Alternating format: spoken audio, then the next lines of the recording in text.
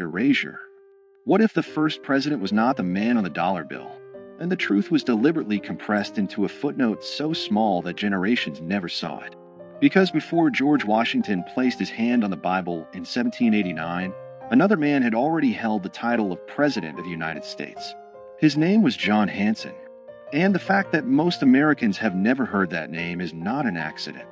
It is a story of constitutional confusion, political myth-making, and the deliberate shaping of national memory.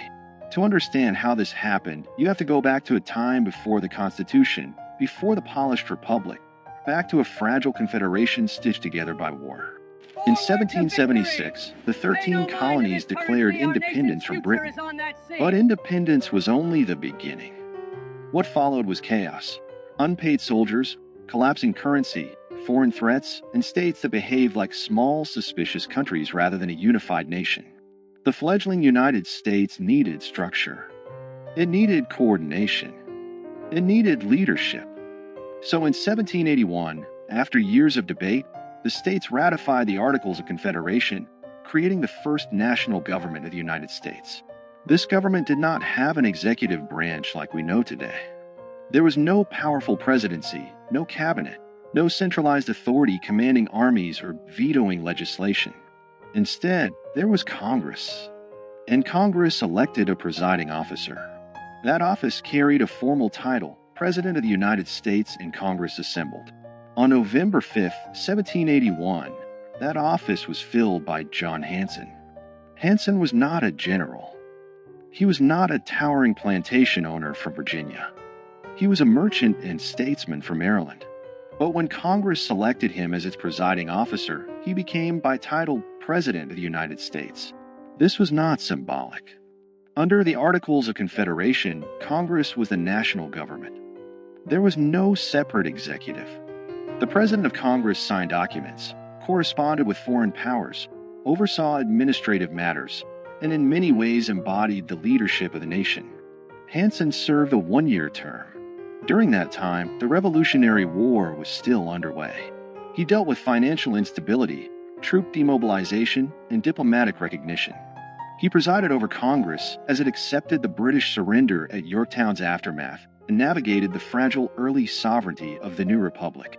And yet his name is rarely mentioned outside specialized historical discussions. Why? Because after the war ended and the weaknesses of the Articles of Confederation became undeniable, a new document was drafted, the Constitution of 1787. This Constitution created a radically different office, a singular executive with defined powers, independent authority, and national visibility. It created what Americans now recognize as the presidency.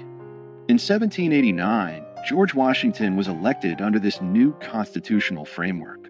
He was not the first man to hold the title President of the United States, but he was the first president under the Constitution. That distinction matters. But over time, nuance was erased. The founders themselves understood the difference. They did not consider the presidency under the Articles equivalent to the executive created in 1787. The earlier office was primarily procedural, a presiding officer chosen by Congress, not a nationally elected executive. Yet as American mythology grew, complexity became inconvenient. A nation prefers clean origin stories. Washington became the first president, not because no one held the title before him, but because the new constitutional order redefined what the presidency meant. The old office faded into obscurity, but obscurity is not the same as non-existence. John Hanson was not alone. Before Washington, several men served as President of Congress under the Articles of Confederation, including Peyton Randolph, Henry Laurens, John Jay, and others. Hanson's distinction lies in being the first to serve a full one-year term after the Articles were fully ratified by all 13 states. And that ratification detail is where the controversy lives. Some historians argue that because Maryland was the last state to ratify the Articles in 1781, and Hanson was elected after that ratification, he was technically the first president of the fully unified United States government. This claim has been amplified in certain circles as proof that Washington was not the first president. But the reality is more layered. The presidency under the Articles had no independent executive power. It had no veto authority. It had no control over a standing army. It was not elected by the people or an electoral college. It was chosen by members of Congress and largely functioned as a moderator and administrator.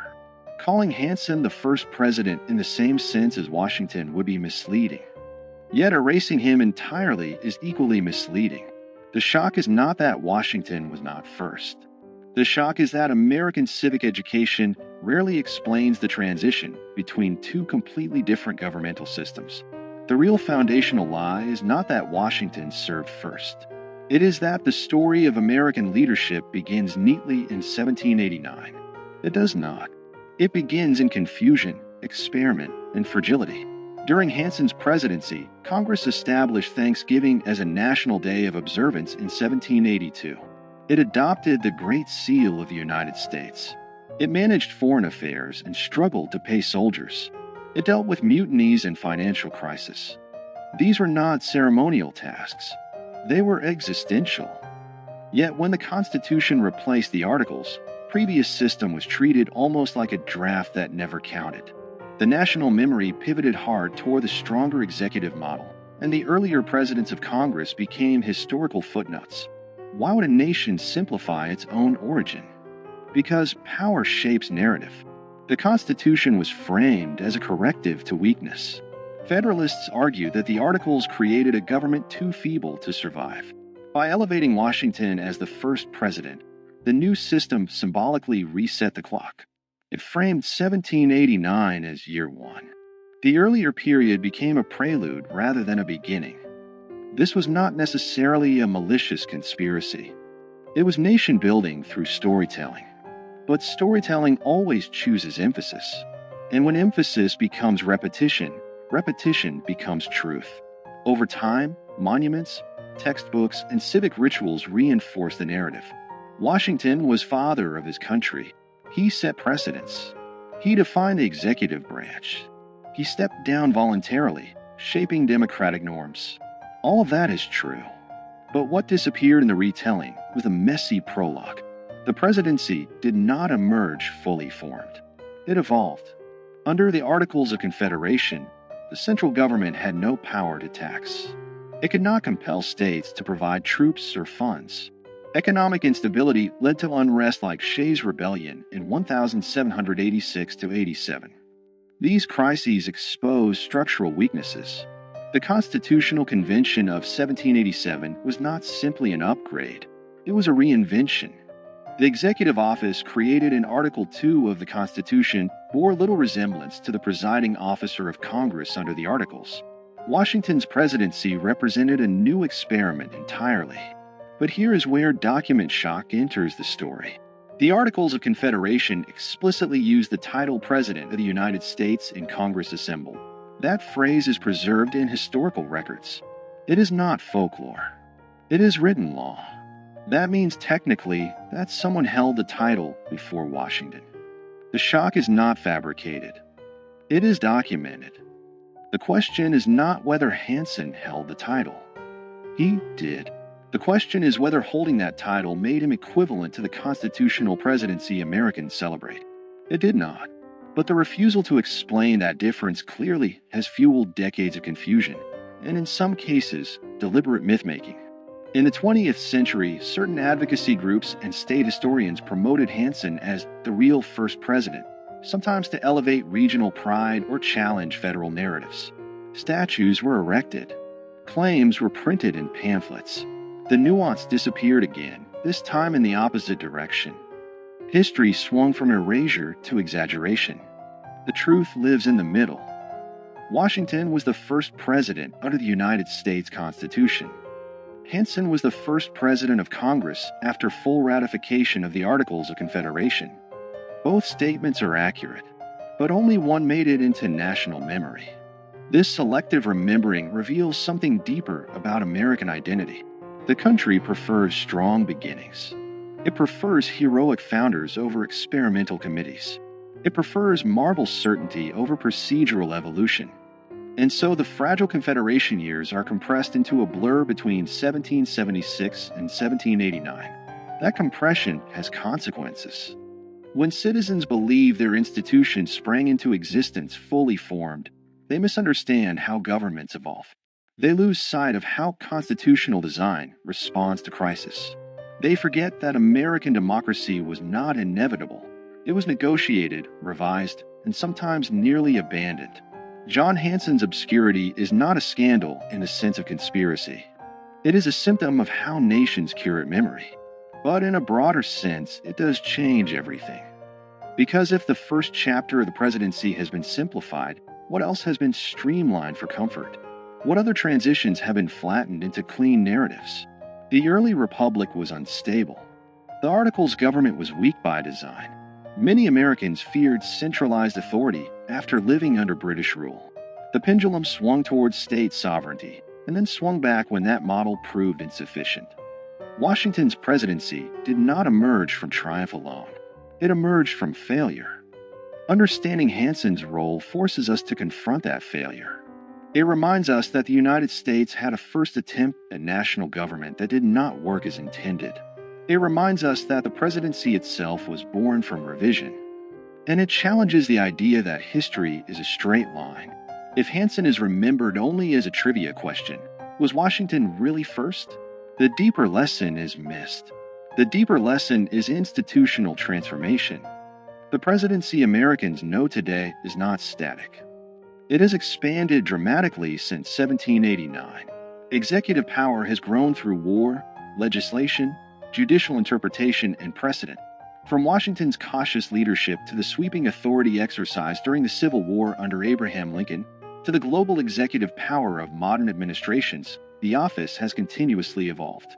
Recognizing the earlier presidency under the Articles reveals that evolution in its earliest stage.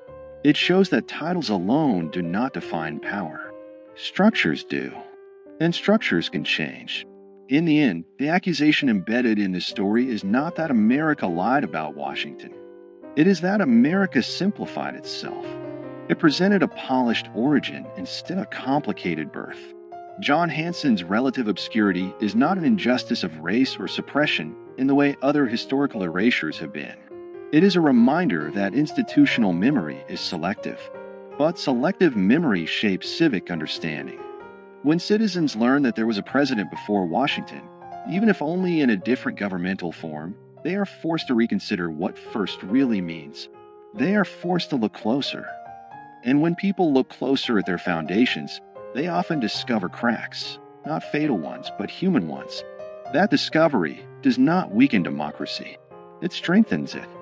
Because mature nations do not fear complexity. They embrace it.